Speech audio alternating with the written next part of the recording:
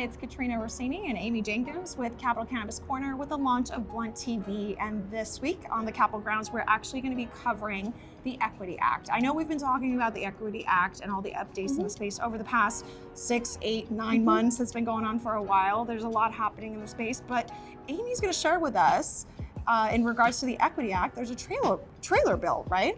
Yes. And a budget update that that is kind of exciting. So let's hear it from Amy herself. So what's going on in that space? Thank you. Well, equity's been a really important topic we've covered, as you noted on the show. And the governor on Monday actually signed the cannabis trailer bill, which has a significant portion of which included a lot of language around cannabis equity.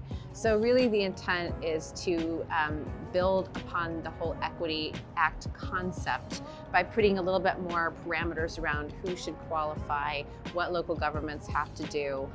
Just to back up a little bit, the equity program was established to provide grants and incentives to local governments that want to provide assistance to applicants that were disproportionately impacted by the war on drugs.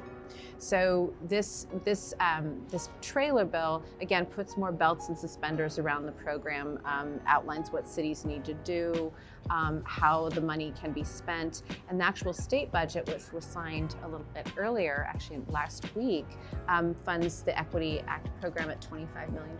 Wow. So it's a significant amount of money that cities and counties can take advantage of if they want to explore cannabis equity programming in their jurisdictions. Okay, and just for clarification, we're talking about any city, state, or excuse me, any city in the state of California. Any city or there's county. No limitations. Or county. Any city or county. And so right now, it primarily are urban communities like Oakland, like Sacramento. LA is pursuing a cannabis equity program, San Francisco. But there's a lot of conversation among a lot of different communities on what they can do to better assist their constituents who want to get into the cannabis space, who may not be able to just due to capital challenges or infrastructure resource challenges. So this funding will help cities develop their equity program, but also provide that technical assistance to would-be applicants. And so has there been an actual disbursement? It sounds like there has been a portion of the Equity Act monies have actually gone out to some of these communities. Is that correct? Very little, very little. So last year with the passage of the Equity Act, and we've had Senator Bradford on the show talking about his bill, there was an initial allocation.